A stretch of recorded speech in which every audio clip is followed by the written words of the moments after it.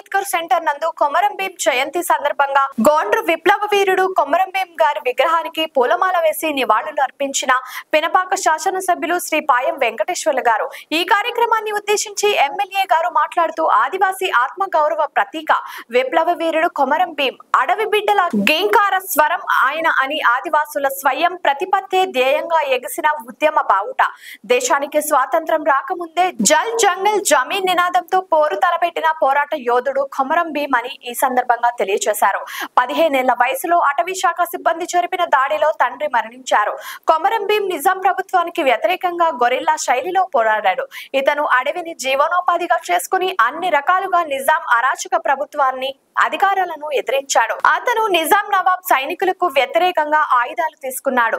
పశువుల కాపర్లపై విధించిన సుంకానికి వ్యతిరేకంగా తమ భూమిలో తమదే అధికారమని జల్ జంగల్ జమీన్ అంటే భూమి అడవి నీరు మాదే అనే నినాదంతో ఉద్యమించిన యోధుడిని ఇలా స్మరించుకోవడం ఎంతో గర్వంగా ఉందని ఆయన తెలియజేశారు.